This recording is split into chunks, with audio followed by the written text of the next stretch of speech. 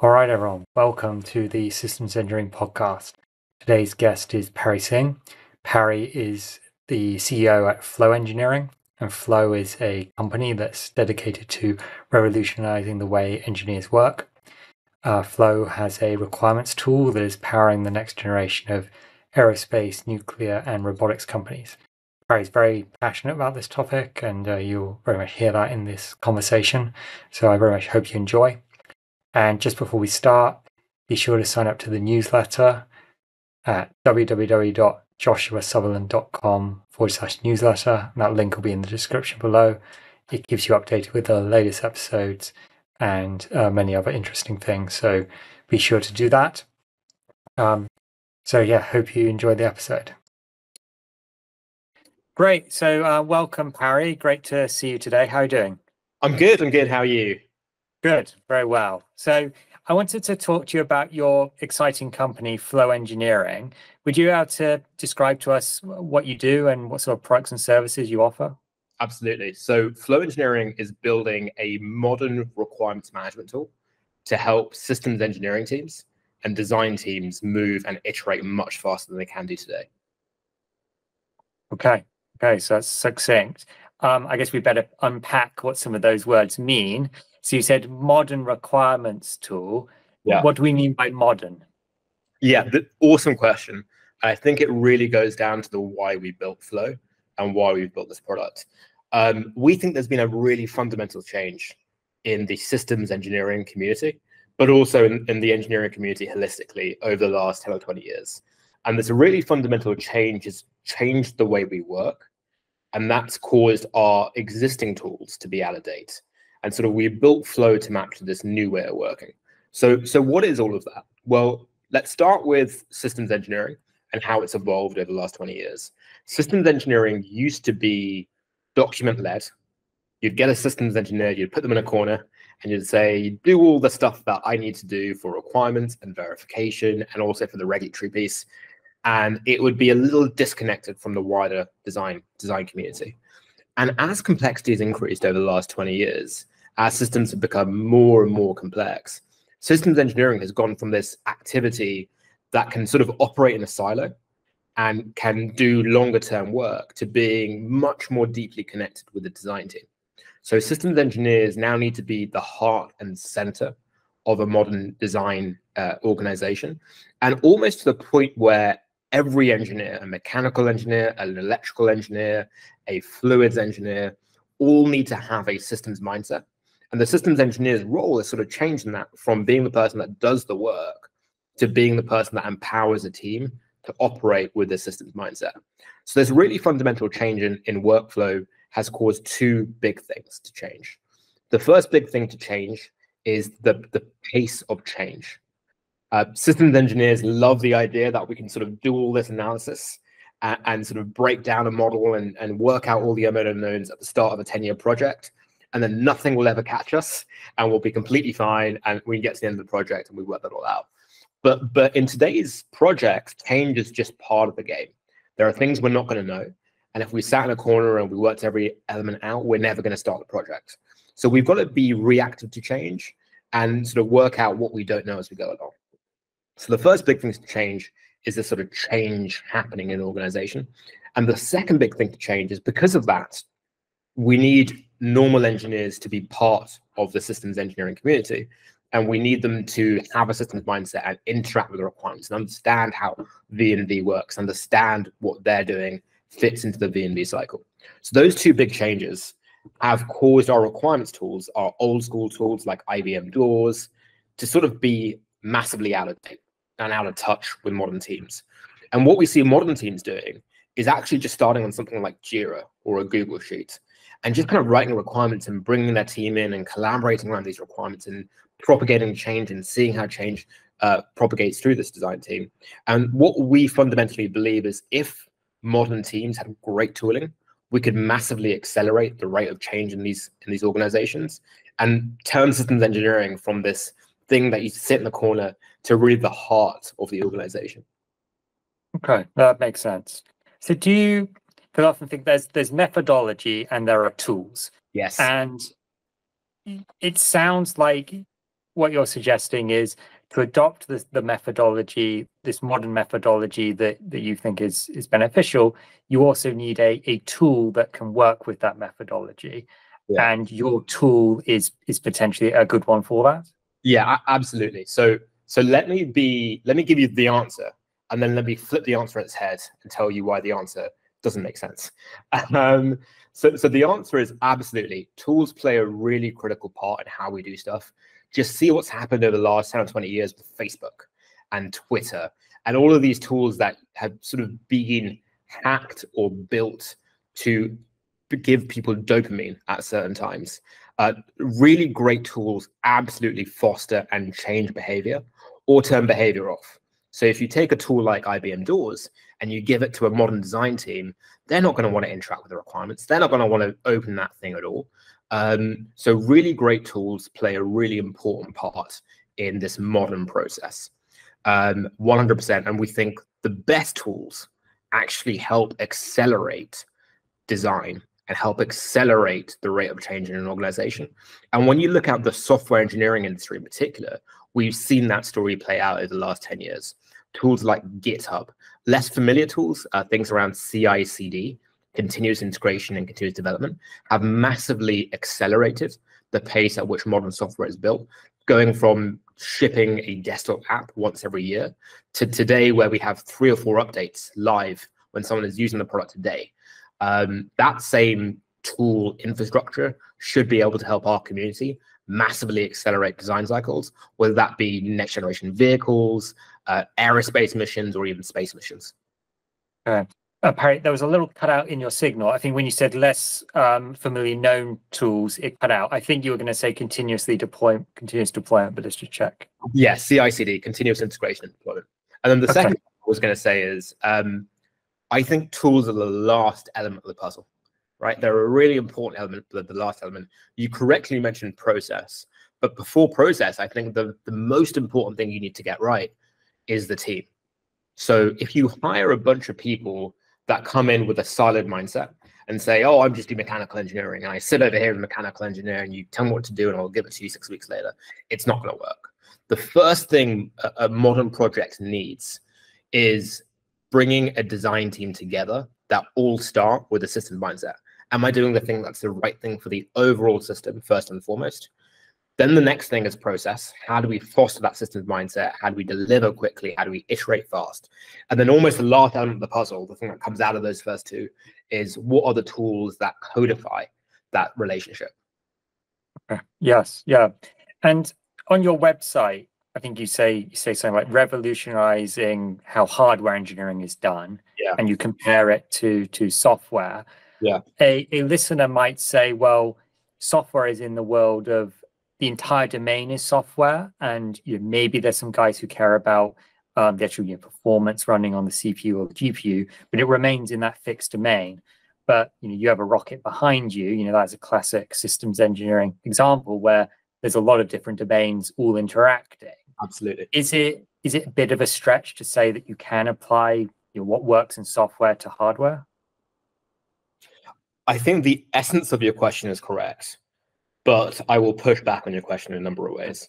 So the first thing is the software and hardware are 2 different domains. Software, you can have day-long, week-long design cycles. You can push something out. You can see the impact of that. If you're designing a next-generation nuclear reactor or you're designing a next-generation launch vehicle, that's not true. And the cost of failure on a launch vehicle with people going to space is significantly higher than the cost of failure on Facebook, for example. So of course, these are 2 different domains. And of course, if you just try and rip out a bunch of processes and you just stick them in hardware, it's not gonna work. So I agree with you and I'd say most of the listeners there. Where I think you're wrong is really the mindset of agility and of iteration. And I think even 10 years ago, you could have argued with me about this, but seeing what SpaceX has done with the Falcon 9, reused Falcon Heavy, Starship, Starlink, it really is that software mentality applied to hardware. And I don't mean sprints, and I don't mean tickets, and I don't mean testing. What I mean is, can we take this really huge, complex product with lots of different risks, and can we boil it down to something which we can ship today? And then can we iteratively add to that and de-risk different factors? If you go back to even the 60s and the 70s, the two big things that come to my mind are the Saturn V, and the SR-71 Blackbird. That's exactly the mindset that we had then that we seem to have lost in the 2000s. If we look at how the Saturn V was developed, we didn't start and say, hey, we're going to map out every requirement for the Saturn V, and then we're going to wait 10 years and design every element and put it together and hope it works. We slimmed it down to Gemini, and we slimmed that down to Mercury, and we said, hey, can we just de-risk the fact that we can go up and down past the one Kármán line? And then once we can go up and down, can we do multiple stages, detach those stages and go into orbit? And then can we do much more complex stuff where we're going all the way to the moon and back? And I see modern teams like Hermes, like SpaceX, really embody that iterative, agile mindset that we seem to have lost in the 2000s. Okay, so we're sort of building up capability step by step, a little bit at a time. And once we've sort of locked down that capability, we have a foundation to build onto the next capability, rather than that big bang of, we have to build the Mars rocket in one massive step. Absolutely. Fast, iterative is always the right way. And I think the reason for that is the unknown unknowns are so large. And whenever we have unknown unknowns, there is a risk to overanalyze it, right? And when you overanalyze a component, you will always miss the systems integration. So what the best projects do, what the Blackbird did, what Mercury did, is they started integrated, and then they stayed integrated, right? They said, what is the absolute smallest thing we can build as an integrated system? And then how do we start to add complexity to that integrated system to be able to evolve it to do the complex things we need it to do? Mm-hmm. And what's interesting, you brought up sort of spacecraft of the 50s and 60s, that all of this design work was being done on very, very rudimentary computers and telecommunication systems. Absolutely. And what we have today is, I don't know how many orders of magnitude better, but like 3D CAD, like these, even the things in the 1980s were just so much more advanced. And it is, if a non-engineer was to sort of just look at the offices of that 1960s design studio and then look at the one today, they would be kind of amazed, I imagine, as that a moon-going rocket could be created with people, working with pencils and paper, like literal pencils and paper. Yeah. And yeah, it does sometimes feel like has our capabilities to do engineering kept pace with these tools we have today? Yeah, I actually think you sort of gleaned the essence of the core transitions that have happened. I think if we step out of the weeds for a second and we look at the systems engineering or the engineering field as a whole, I can see three distinct phases for the engineering world. What I call the analog phase, the digital phase, and the systems phase. So the analog phase is that it's back in the 50s and the 60s. It's where we were working out how to design complex systems and how to first bring them to market. And everything was done on pen and paper, right? And that sort of was fine, and we got away with that. We did drafting by hand, we did calculations on blackboards, we did physical tests, and everything was analog and V1. What ended up happening is, as we were able to do that, the functional complexity increased. And that moved us into the second era, which is the digital era. So our geometry became a lot more complex. And to be able to deal with the increase in complexity in geometry, we invented tools like parametric CAD, and then eventually 3D parametric CAD. To increase with the complexity on the test side, we invented simulation and digital testing methods to be able to massively increase the amount of testing we're doing in a cheap way. And to increase the amount of analytical complexity we did, we went from blackboards to spreadsheets where we can make a change to a number and see the impact of that and plot graphs. And that worked really well for us in the 2000s. But really, we're in a new era today than we were back then. That era, the archetypical sort of image I have of that era is the space shuttle. And the archetypical image I have of the first era, the analog era, is the Saturn V. But the archetypal image I have of today's era, which is the systems era, is the Falcon 9 rocket. And this era is really marked not by functional complexity, but by cross-functional systems complexity. It's when your mechanical affects your electrical, which affects your software, which affects your fuel profile, which affects something else. And really what we need to do is we need to be able to foster a multidisciplinary, cross-functional integration. And that's really what kills teams or makes teams great. The best teams that I see in the world really understand that everything comes down to cross-functional collaboration. And the role of a systems engineer in that isn't to be the person doing the trade-offs, but is to be able to glue the team together to empower them to have those conversations. Okay, so I mean, are you almost envisaging, in my head at least, I'm envisaging some sort of a matrix where you've got all these sort of different individuals representing these different sort of domains covering your product, and it's likely quite a dense matrix where if each sort of individual location there is an interaction between your propulsion system and your electronics or things of that nature. Okay, so what was the genesis of your company? I mean, it sounds like you're very passionate about moving towards this future, but like, what caused you to actively sort of want to? You haven't taken an easy road to be involved in this, I imagine. Yeah. Well, we sort of have a winding and crazy story. When we started the company, it was really born out of a frustration. I became an engineer because I wanted to design things that mattered. I wanted to do some work and then see the impact of that work and eventually put a rocket on the moon. I feel like in the 1960s, you could say, I designed the combustion chamber that flew on the Saturn V rocket that put a person on the moon. And I sort of didn't feel that in modern engineering anymore. So I really wanted to do something that mattered and do it quickly and sort of iterate with that and learn with that institutional knowledge. So what we did is we ended up building a hardware company, and we called it the Rocket Company. And we were the fastest design consultancy in the world for rocket engines. A customer would come to us and give us requirements for a low TRL hybrid or liquid rocket engine. And we would be able to give them drawings and the analysis of a design in the course of 2 weeks. The fastest in the world was 8 weeks, and we could do it in 2. And the reason we could do it so quickly is we basically built tools that automated and accelerated the design process. And after about a year in working this way, this fast, agile, iterative way, someone had a conversation with us and they said, look, what you've really invented here is this new agile way of doing engineering. And if you can take this to the world, then you can help every industry, whether that be the medical industry or the nuclear industry or the space industry, start to iterate quicker.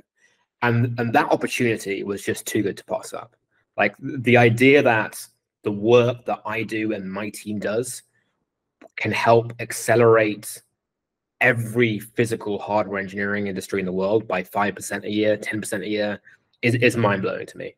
And that's really what made us pivot from a hardware company to a tool building company, saying, can we build really incredible tools that, number one, help engineers, and number two, actually accelerate the design process for systems engineers and complex systems engineering projects.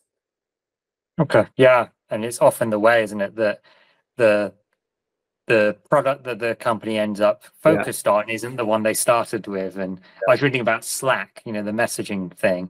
Like they were a video games company who got so fed up with the IM systems of the past that they made their own, and then everyone was like, oh, can we just buy this off you? And they're no longer a video games company there. Yeah, I mean, there are so many companies that follow that trajectory.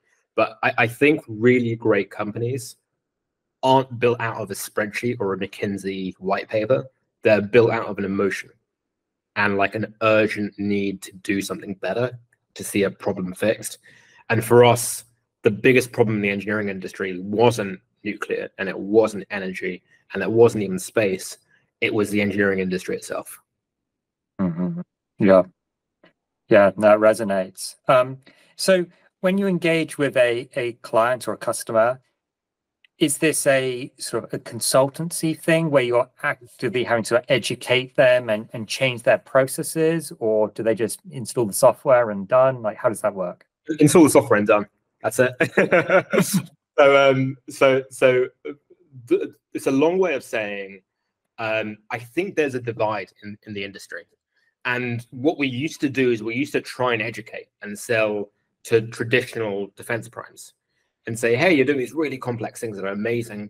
And if we're able to take a slightly more incremental approach, the whole way we work is going to be significantly better. And we're going to be able to do things faster with less risk. And as any great systems engineer will tell you, changing a system is hard, if not impossible. What we ended up finding that there's already a corner of the universe which have invented this new way of doing engineering. And it's this agile, fast-moving, iterative, typically startup or scale-up stage company who need to move fast, who have a financial incentive to move fast, and really understand the future. And it's those teams that are currently developing the future of the engineering industry. And it's those teams who we serve. So whenever we speak to a customer, it's really clear in the first couple of minutes on whether that company gets it and has that philosophy. And if they do, it's going to be magic. And they'll be new sparks, and they're going to pull the product out of us. They're going to give us daily feedback. And if a company is siloed and a little old school, then it's probably not going to work out. Okay, so those companies who you engage with where it goes well, is it almost like they are maybe using a spreadsheet or a Google Sheet in the way in which would work well with your software, so then they can just very quickly migrate into your software and get all those benefits? Yeah, the best teams in the world refuse to use IBM doors. And they refuse to use IBM doors because, again, they start with the people. Does everyone have a systems mindset? And they build the processes around that. And then it's so clear you're putting a square peg in a round hole with IBM doors. It's just not a tool that's built for the modern, fast-moving, iterative agility mindset. And what we see happen most often, actually, is a team will typically start with Jira. And they'll say, hey, Jira's fast, and Jira's collaborative, and I can just write a requirement in Jira, and I can give it to one of my engineers. And they'll end up building their own tool, requirements tool in Jira. And it's really when they outgrow Jira and they start to realize Jira is not a requirements management tool, it's not built for systems engineering, and there's going to be really fundamental issues with this, is when they see Flow and they're like, where have you been? This is what we wanted for ages. I think one of the companies we're working with actually spent $1 million of an R&D grant by NASA to develop Flow internally. And when they met us, they were like, where have you been? Please take the IP that we've developed and then sell it back to us. We don't want to be in the requirements tool game. We want to be in the aerospace game. Yeah, because even like the maintenance of these internally developed tools can get really out of hand, and you end up having to hire quite a lot of software developers just internally, and you're not compensating for that in your own business. So yeah, it absolutely. And you want the best tools in the world. You don't want a tool that's just good enough built internally. You want the thing that really works and really helps you focus on your core. So another potential pushback people could have for the modern way of doing systems engineering you described, it'd be around sort of safety. And if you move too quickly, people will get injured. I mean, how do you respond to those sorts of criticisms, and are they even valid?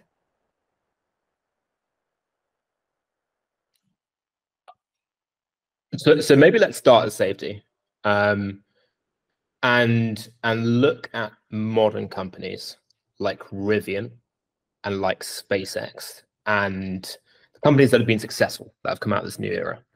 Are they meaningfully worse in safety than what we have with Volkswagen and what we have with the traditional defense primes? And I think the answer is no. So the first thing is we today have black and white definitive proof that this new way of doing engineering isn't any worse on safety than the old way of doing engineering. But I think they take fundamentally different approaches. The traditional approach is to say, let's look at all the things that could possibly go wrong over the next 10 years, and let's spend an enormous amount of time de-risking those today. And that's not the mindset that got man to the moon with the Apollo era. It's not the mindset that gave us the first nuclear reactors. The mindset that we need to take is, what can we do today that's safe, that gets us to the next phase? And then what can we do to the next phase and the next phase? And eventually we will work ourselves up to safety. But safety comes, the requirements on safety for a Falcon 1 are different to the requirements on safety for Falcon 9, which are different to the requirements on safety for the Dragon capsule, which are different to the requirements on safety on a bridge that carries people across a river, 100,000 a week or whatever it is. I think we need to work our way up to that, and we need to be able to incrementally build smaller, more focused iterations where that's not the thing we're de-risking. The old playbook is to de-risk everything all at once right at the start. And the new playbook is to take one risk at a time and to level our way up and understand that safety will be a thing. But if we're able to start integrated and stay integrated, the big things that cause rockets and airplanes and nuclear reactors to blow up will be tested along the way, and we'll catch them along the way. Yeah. And so is there a part of the life cycle that you tend to engage with your clients, or is it across the whole thing? Yeah, we typically tend to engage with clients that sort of have done the early days hack, that have done the early stage prototype where you just glue stuff together and you weld it and you duct tape it and it looks about right and it's a technology demonstrator. That's a part of that you don't need a requirements tool and you don't need us to be involved. It's when you're bringing a real product to market and there's a level of sophistication and complexity in that, and you need a slight bit of rigor. That's when we start to get involved. So the unique thing that Flow does that no other tool in the world does is that we combine speed with rigor. Typically, you can see this spectrum where on one side you have IBM doors. It's extremely rigorous, but at the cost of speed. And on the other side, you can say we don't do requirements at all. You've got zero process, extremely fast, but you're going to blow stuff up. And in that spectrum, we're probably about here. We're probably about 20%, where you realize 20/80. 20% of the work will give you 8% of the outcome. You need a little bit of process, and that's actually going to help you deliver your next iteration faster. That's when we get involved. Early stages of projects, requirements phase, when you're starting to work stuff out and to bring your multidisciplinary team into the loop. Okay. And then is there a time where you sort of feel that you then step away, or would you be likely pushing forward as that product, say, goes into mass production? Or? Yeah, I mean, like we are a classic in the sense of what a requirements tool is. We start at the early stage of concept, and once you've shipped a product, you've met your requirements, you're happy, you're on to the next product and the next product and the next product. Okay. And do you have a sweet spot for the scale of the system you're involved with? Like, I mean, are you able to describe any examples of what would maybe be on the smaller side or the bigger side? Yeah, absolutely. And again, sort of there's this dichotomy in that with the modern era. So I think if you looked at CERN, you could say CERN is obviously massive scale complexity. And you looked at a water bottle, you can say a water bottle is absolutely not complex. I'd argue that. Did you say a water bottle? Yes, a water bottle is not complex. So, okay. So there's this sort of, I'm trying to break this idea that you have.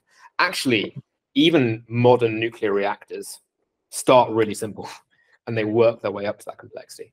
So we absolutely work in a couple of core industries: the space industry, the nuclear industry, the medical industry, the automotive industry. And in these industries, we're working with people that need to deliver really quickly and need to take a cross-functional systems mindset to be able to do that. So we have companies that are designing next generation electric vehicles, whether those be motorcycles or electric cars. We have companies designing small modular nuclear reactors. And we have companies designing hydrogen-powered aircraft. We have companies designing modern satellites. It's really cross-functional systems mindset. That's the thing that makes our customers great. And would they be handling all the requirements for those systems, so like an EV, or would it be for a subsystem? Yeah, great question. It probably brings us onto a really nice tangent, which is how do you work with suppliers? Yeah.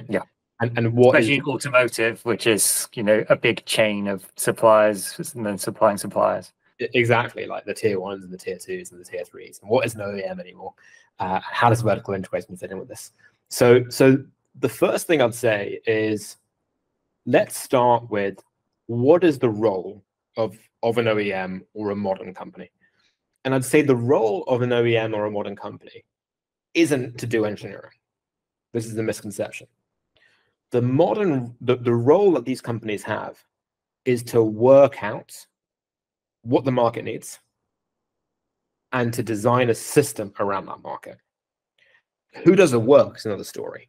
That's the really hard part, is to say, we want to build a electric bike. Great. What's the range of that electric bike? Does maybe electric car, does it need cruise control? Who are we selling to?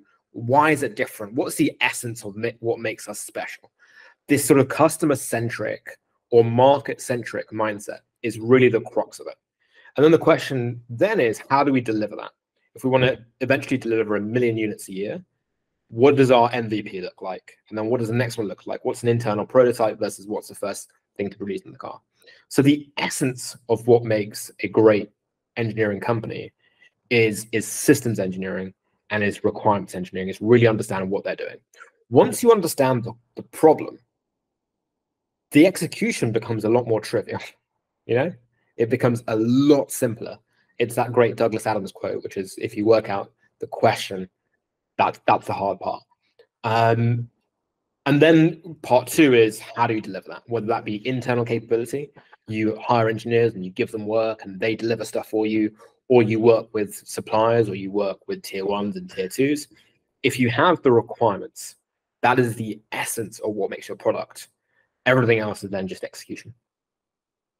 Okay. But though, I guess, yeah, many listeners will be thinking, well, SpaceX seem to do a lot of internal manufacturing. Totally. But I guess you might say, well, yeah, under the assumption they've been following a process similar to what you described, they've then chosen to build internal capabilities to do manufacturing themselves for whatever reason they've given. But equally, an alternative SpaceX could have done that, outsourced that manufacturing to someone else if they'd preferred. Yeah, absolutely. Like manufacturing vertical integration is much more around timeline and cost and availability. I think the decision that SpaceX has made to vertically integrate is really based around speed and cost, but SpaceX could exist not being vertically integrated. But they've just chosen to go down that route. Here's a really interesting note, though. Dan Golden, I believe he is a former administrator of NASA, posted something this week where he said design is overrated. And I really couldn't agree with him more.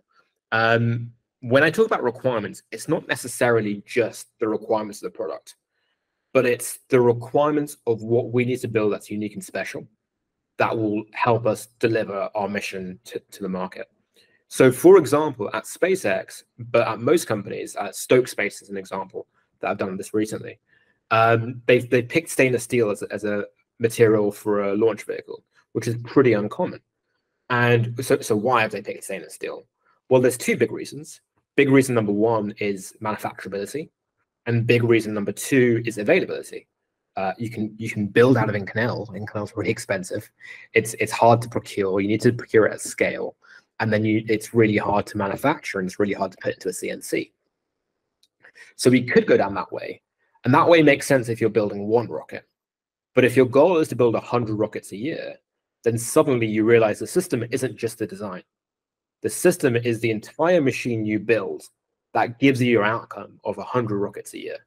And there are requirements around that, right? Great systems design isn't just the design of the product, but it's the design of the product, the manufacturing, the supply chain, the entire process around that makes the company unique. I think the best in the world, unequivocally, is Apple. Apple ship billions. I believe they ship 7 billion, something like that. iPhones, they ship hundreds of millions a year at least, iPhones. But it's not just the fact that the product's amazing. It's the fact that they can ship it with such high confidence and such good QA at such a large scale that make it really special.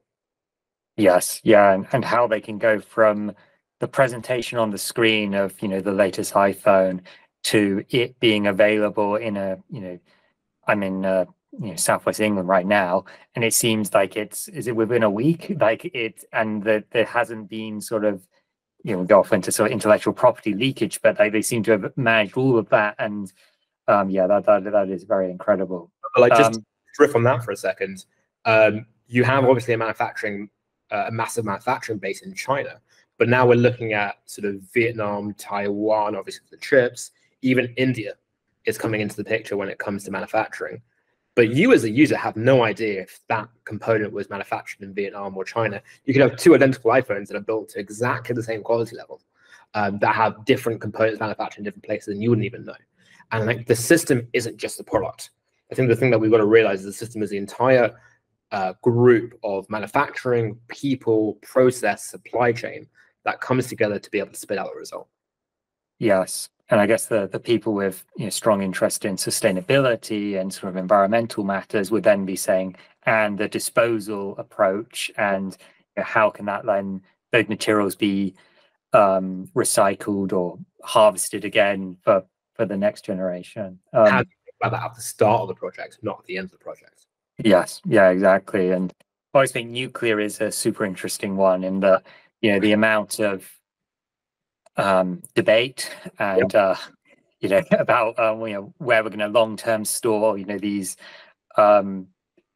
spent fuel rods and things, and for the ultra long term, I believe that there isn't an open facility yet for storing ultra long term nuclear waste.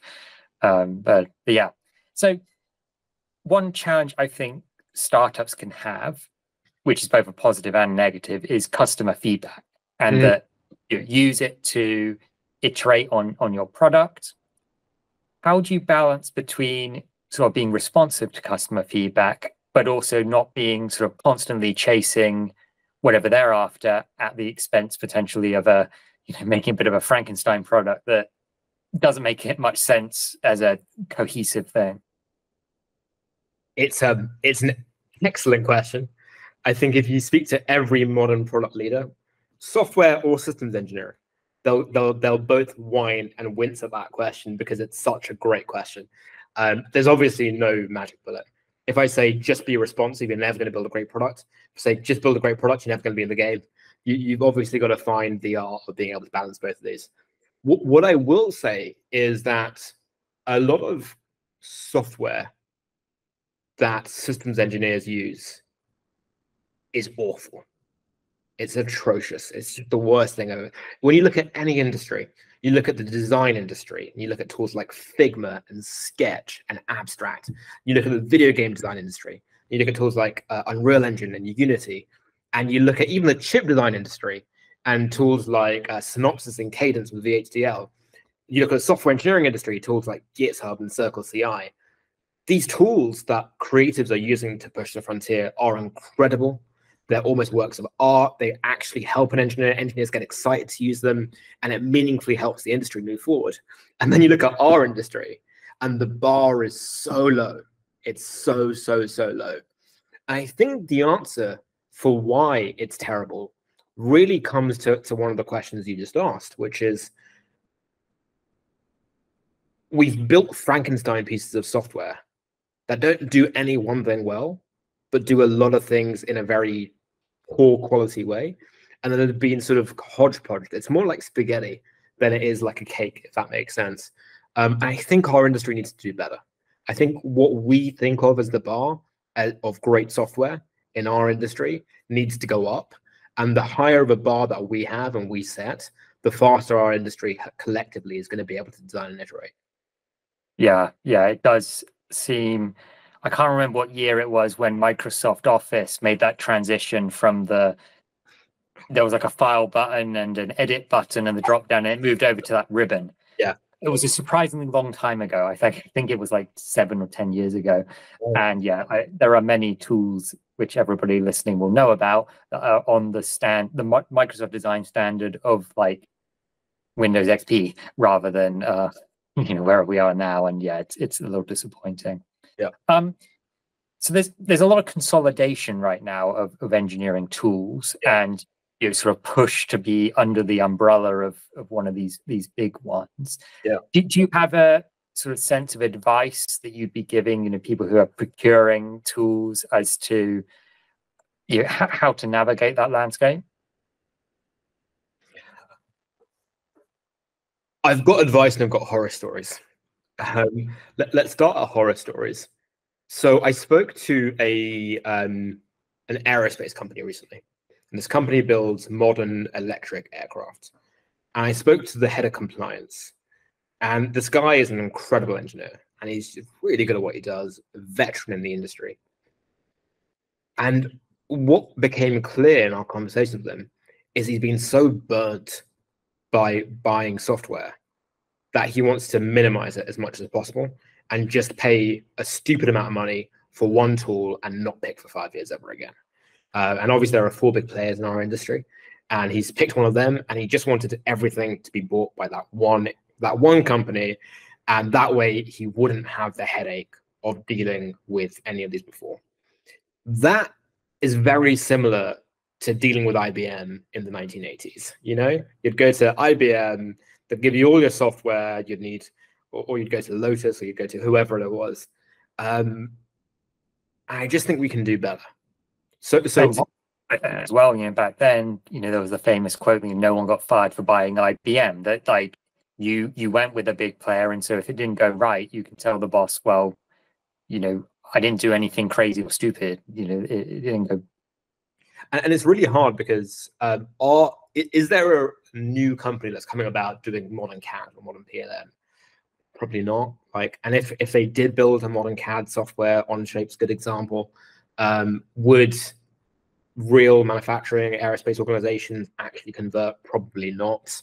But what I will say is, for every major killer tool like a CAD or an ANSYS, a simulation piece of software, you have 10 or 20 tools that are being developed in-house.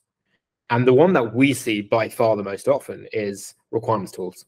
People will buy old school legacy bits of software, not open them, not use them, end up putting it in Excel, end up migrating that to Jira, actually using Excel or Google Sheets to collaborate around stuff. And I think whenever you see a behavior like that, that's an opportunity for us to look at and say, hey, can we actually do better than this? And what if we picked something that wasn't high risk? It wouldn't make or break the organization, but actually could have a meaningful impact to what we do. Our personal belief is that over the next 10 years, as the cloud transition really happens in our industry, we're still early days in the cloud transition, but as the cloud transition happens in the industry and our engineers are more empowered to be part of that conversation and what tools we buy, we think it's going to create a best of breed approach where it's the best requirements tool in the world and the best simulation tool in the world and the best test management tool in the world. And these things are able to natively integrate with one another to give the best possible experience to the end customer. We think the idea of Siemens or Dassault owning the world, one tool that does everything, that Frankenstein approach won't take us into the 2030s. Mm-hmm. Yes. And another question people may have, and you know, often a concern with using smaller firms, is sort of around cybersecurity, industrial espionage. You know, how important is that for your customers, and how do you handle that? I mean, it's critical, right? Like, these things are real things that happen in our industry. We've got to be aware of both espionage, but also, like, there are certain regulations like ITAR that exist that I think everyone agrees if ITAR wasn't a thing, the world would be better, but it is a thing and we do need to comply to it. And the risk of failing to meet that's really important. So this is something we take super seriously. The great news is building modern software that is able to meet these standards has now become fairly trivial. Most modern software companies can do this. The fact that you're able to open up your phone and take out your banking app and look at your bank balance should tell you everything you need to know about where modern software has come to. So it is important. That hasn't changed. What has changed is how easy it is to be able to deliver that with a high level of security and decency. And we can deliver that to our customers. Okay, great. List. So you spoke right at the beginning of the show around sort of, you know, where you saw sort of 3 big eras for systems engineering. We had the analog world represented by Saturn V behind you, and the Blackbird. Then you had the digital world, which your space shuttle could represent, and then you referred to it as the modern world, which Falcon. Systems world, sorry. Yeah. Where your Falcon 9 being a reusable rocket, truly reusable, whereas I think space shuttle had aspirations to be reusable, but it's sort of debatable about how much refitting was needed to be done on it before it could fly again. I mean, do you see an era beyond the systems world you described, or is there sort of a version 2 of it, like which is sort of pushing forward technologies even further? For sure. And I've got very deep opinions written up about what the world will look like in 2100s.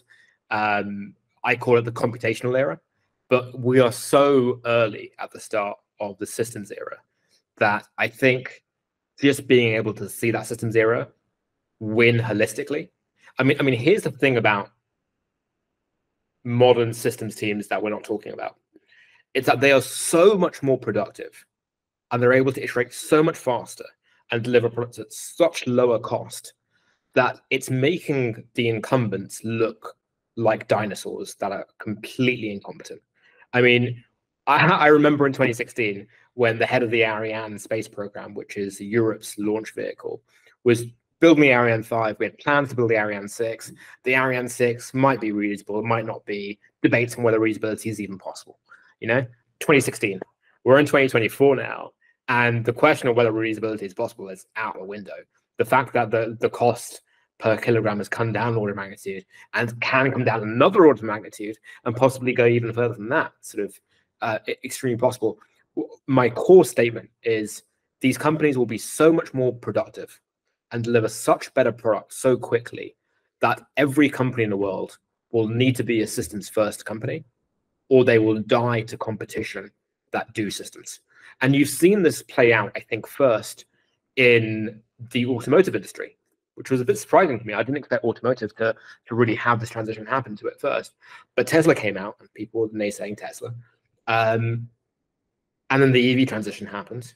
And now Ford has actually rebuilt their culture pretty successfully to move over to building really high quality EVs and systems, and to do that in a comparable way to Tesla.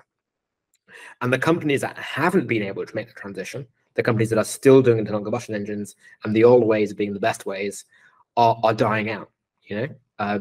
BYD is this modern Chinese company that has taken the Tesla playbook and done it at a much bigger scale than even Tesla has today. So you're seeing that transition happen in the automotive world. You are sort of seeing today that transition play out in satellites. It sort of happened in launch vehicles. It's happening today. I think you're going to see that same transition play out in the nuclear industry over the next 5 to 7 years. But eventually, every single thing in the world will have a systems first mindset. And if they don't transition, they'll be beaten and killed by companies that do. Yes, yeah, I certainly agree with that, and it's almost sort of the Darwinian evolution. We have a free market and competition that occurs, and it's nice to hear you mention Ford. I've done a lot of work with them in Michigan and in the systems engineering team on electric vehicles, and yeah, I think it is. We should never underestimate the challenge of very large company, 100 years old. We used to say that the basic architecture of a pickup truck hasn't changed for 100 years. A Ford Model T, the engine in the front, drive the rear wheels, and some people sit in the middle. Hadn't obviously the performance and massively increased and capability massively increased, but the basic architecture hadn't changed. And doing that transition, and they're now building a big new factory to make a lot of electric pickup trucks. I think a really fascinating parallel is the transition that happened in the software industry, even in the 2000s to today. Do you know what a systems engineer, the job title of systems engineer in a software company is? There's an equivalent to a systems engineer in a software company. Any guesses on what it is? Well, when I Google search, it tends to either be people who build like data centers, like connecting things together. And in Japan, I tend to find it just means software engineer. Like that's just what they mean. But I don't know what have you found? So my argument would be every software company in the world has systems engineers, but they're not called systems engineers. In the software world, we call them product managers. And if you think about it, what the work of a systems engineer and the work of a product manager are extremely similar. They don't do engineering is the first thing, right? They're actually operating a level above that. They typically think about requirements and specifications. They understand cross-functional dependencies. They get a vision for what this thing is going to look like, and then they work with the design team or the engineering team to actually build that out. So a systems engineer is a product manager at a software company.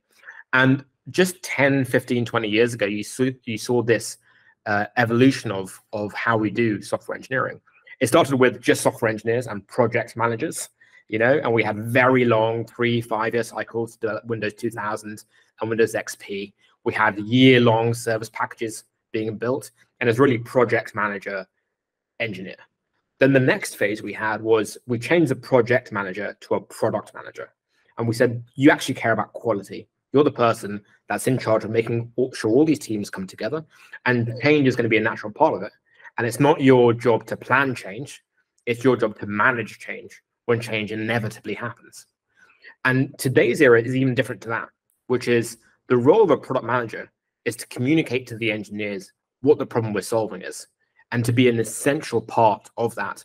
But if engineers don't have a product-minded mindset to start with, the whole system doesn't work. If you're a software company as engineers that just take a ticket and write a ticket, the entire thing falls apart, because every engineer needs to be a product manager. And I think that same transition is happening in our industry. In the first era, we saw project management and engineering being a common thing. Then we saw systems engineering become the new project management. We can have project managers, but it's really systems engineering that are doing that. And today, I believe that all engineers are going to be systems engineers. And the systems engineers are really going to be an essential part of that transformation. And they're going to embed that mindset into the team. And if every engineer is able to take a systems mindset, we're going to build incredible products. Yes, yeah. And, I think sometimes people say, oh, why do we need to?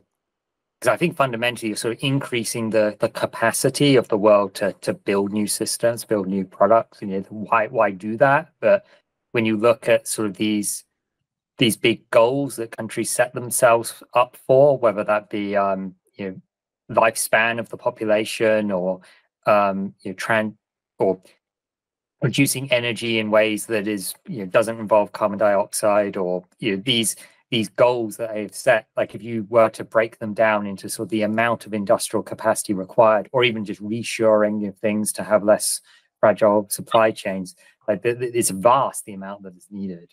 Yeah, I think so. So maybe the question here is why do we need to make this change? Why aren't the old ways good enough? And I think the reason, it was actually someone that's a friend and a former customer of ours. He was a chief engineer at an electric truck company. His name's Ben. He's an incredible engineer, one of the best in the world. And he goes, well, everything that we do is systems and cross-functional. And he took an example. He said cruise control. So our vehicles need to have cruise control. Does cruise control fit in electrical systems? Does it fit in mechanical? Does it fit in electrical? Does it fit somewhere else? Does it fit in vehicle integration? And the answer is it fits everywhere. Reusability is another great example of that. Reusability isn't in one single domain. Every single domain needs to work together to be able to deliver reusability. So we've moved from this functional world where the best mechanical engineering teams win, the best electrical engineering teams win, to this cross-functional systems world where it's the best integration of those systems to deliver that output that wins. And that's why it's such an important transition. Yes, yeah. So how does either the systems engineer or the systems engineering manager, how do they avoid a situation where sort of everybody is connected to everything and they end up essentially spread so thin that no progress is made, and statements like we're paralyzed by the analysis of all these interactions? Like, do you have any advice for people having that challenge? I think you're now building a worldview where it's correct, right? So we can't think of organizations as org charts where you have the CEO and then functions and then engineers. You've got to think about it as a network, right? As a graph, like a social network, but a network for a system. So once you first take that mindset of, hey, it's a network, not a tree, then you realize, hey, a change over here in the thrust chamber capacity is going to impact 15 things, which then impacts 25 other things. And the question is, do we react to every change and therefore spend so much time changing that we don't do any work? Do we say, screw it, we're not going to change, and then have systems that don't integrate? Like, where is the right balance between being able to deliver and do work, and being able to respond to change. And I think this is where really great requirements come into it, which is to say, hey, we need requirements that are specific and clear and that have clear breakdown, but have enough buffer in them to give our engineers a scope and a bound. So if you ask a great launch vehicle company, and you say, what is the thrust coming off of that exact thruster? Or maybe a better question, what's the mass? What's the dry mass of the rocket? The correct answer should be, I don't really know.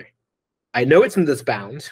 I know that bound is good enough, but the exact answer will change from day to day, from iteration to iteration.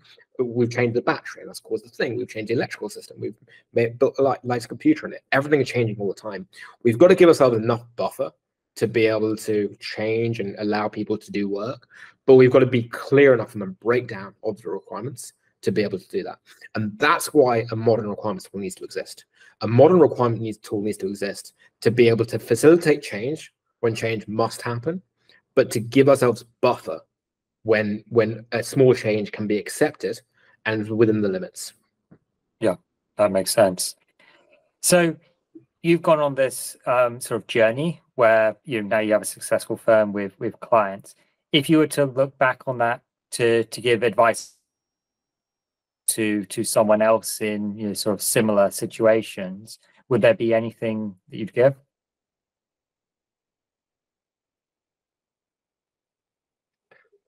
I think I've had two core learnings in my role of building Flow, and they both caused deep existential crises in me.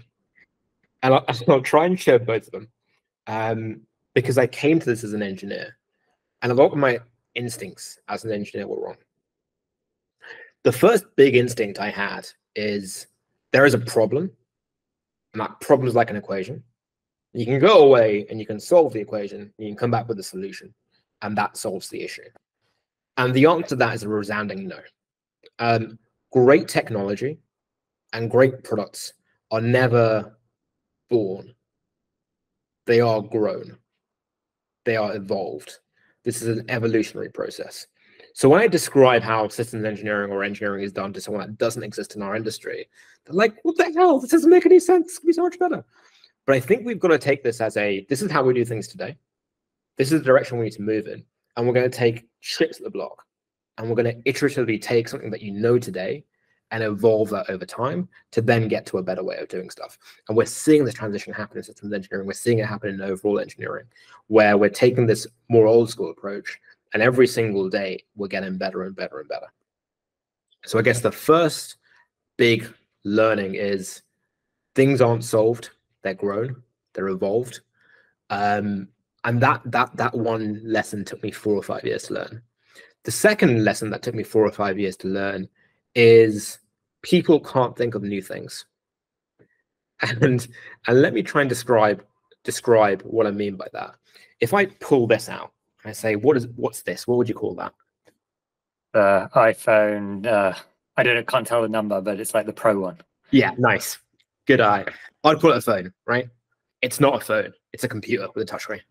And it's got one app on there, and it happens to make phone calls. About 1% of my utility of this device is making phone calls. Why do I call it a phone? Well, I used to buy a phone, and it fitted in my pocket, and I replaced it with this thing that also makes phone calls. The first cars weren't called cars. They were called horseless carriages. And there were carriages with 2 big prongs sticking out the front. Those prongs were there to typically wire a horse to it, but then even when we got rid of the horse, we had these 2 prongs sticking out. When we started Flow, we tried to solve systems engineering. So we're going to invent a new way of doing systems engineering and a new way to design stuff. And we took it to the market, and companies that were designing supercars were blown away and like, this is incredible. And they never used it. And they never used it because it was too much of a change from what they were used to today. So the reason we've built a requirements tool isn't because we're in love with requirements. It's not because IBM DOS is terrible. It's because it's the right first step. We want to massively change systems engineering in the next 10 years. And we think the biggest pain and the best possible place to start is to make the requirements process collaborative, and to make the systems engineering process the engineering process, and to make every engineer a systems engineer. And if we can do that, then we'll be able to do more and more and more to eventually accelerate all of systems engineering holistically. Oh, that's really good. So you really view requirements as sort of the beachhead for taking over an island with a fundamentally better way of doing engineering. Yeah. We think fast, iterative, collaborative. That's our mission, making engineering fast, iterative, collaborative. And the first thing we're going to make fast, iterative, and collaborative are requirements. Okay. So I guess we should probably touch on AI because that's Yeah. perhaps the hot topic that people are maybe screaming at the screen for your thoughts on. I mean, do you have any and how they might fit into Flow's product plan? Yeah. So AI is something we are very excited by. I think there's a lot of fear mongering right now, especially in Europe. We're really bad at this in Europe. We want to regulate and we want to tax before we even have something. But it's really clear to me on what's going to happen and how Flow at least is going to play a part in what's happening. I think the way to think about AI isn't the super intelligent being that's going to come for your job and make you unemployed. I think the way of thinking about AI is it's a really, really fast intern. So the question is, if I came to you today and I gave you 20 interns and they could do anything you wanted them to do, you have to be really, really, really, really clear on that thing. What would you get them to do? And if the answer is, I'm doing this complicated stuff where I sit in a meeting room and it's all about these complex trade-offs, there isn't that much work for an intern. But I think what you'll find is a lot of systems engineers day to day will need to do a bunch of boring, highly automatable, highly execution oriented work and 1% of magic work. And we really see the role of AI is how do we eliminate the mundane and how do we give engineers superpowers to be able to do more, to be able to do it faster. Is it going to fundamentally change what systems engineering is? No. I think you should run from anyone that tells you that the essence of systems engineering is going to change the AI. Do I see it as a really exciting opportunity to give systems engineers more time in their day and to help that workflow be a bit more streamlined? Absolutely. So we aren't going to fundamentally build an AI requirements tool. We think people doing that are terrible and you should run away from them. We're going to build the best requirements tool in the world. And it just so happens to have some features with AI that help you move faster. And I think we've already got some features in beta that our customers are absolutely in love with, where we're starting to do that. Yeah, oh, that's great to hear. Great to hear. And yeah, I think that sort of the AI increasing the capacity, giving every engineer an extra 20 interns and things like it's certainly needed. If we want to build very large scale systems, like if someone wants to build a starship that could hold a lot of people and, do some sort of Mars colonization or these very long voyages, we won't ever have enough human engineers to do all this work. And so to me, it's a strong necessity for this. Yeah. I mean, the creative work is always going to be the bit that we don't want to automate, which is ironically the essence of systems engineering. The essence of systems engineering is to get all of these different factors and all these different needs and all these different constraints and glue them together in a way that no one else can. And that's what makes systems engineers special. In that, can we help automate some of the boring work? Absolutely. The creative work? Absolutely not. We want engineers to be doing more creative work, not less creative work. Great to hear. So we're coming up to time, Pari. Is there anything else you'd like to say or talk to the audience about? Yeah, it's really around this transition to this more faster, iterative, collaborative systems engineering way. I think some people in the audience will hate everything I've said and despise me and despise everything I stand for. Some people in the audience will love it and sort of be the natural evangelists. What I'll say to both of them is there is a transition and a change that is coming. And that change is really, really important for our industry. And we should be open to change and adopt change where we can. I don't think Lockheed Martin is going to turn around tomorrow, call us up, fire every engineer that refuses to work with the systems mindset and hire 100,000 more. It's just not feasible. It's not realistic. But I think you can find special groups of people inside of those communities that realize the need to go faster. And we need to be educating and training and evangelizing this new way of doing stuff. So when these traditional companies are ready to make the transition, they can have the best possible shot at being able to do that. So what I'll say is reach out to me, reach out to Flow Engineering. I'm on LinkedIn, linkedin.com/Pari Singh. You can find Flow Engineering online. If you want to have a conversation and learn and understand, we're all part of the same community. Let's work together to do it. Right. And so that's flowengineering.com, I think, your website. Flowengineering.com. You can find us there. You can find us on LinkedIn. You can find us in other places too.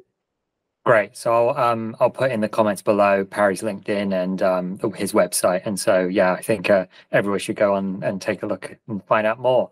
So, yeah, great to speak to you today, Pari. And yeah, hope to speak to you soon. Speak to you soon. Take care. Bye. Hope you enjoyed that episode. Pari told me just between the time we recorded the episode and now, which is January 2024, that at the end of the month, so end of January 2024, they're going to release an AI tool that they're experimenting with that's able to generate requirements. So be sure to check that out on their website. And remember to sign up to the newsletter on www.joshuasutherland.com/newsletter. It keeps you updated with the latest episodes and other interesting things, and there's normally a free gift there. So see you next time.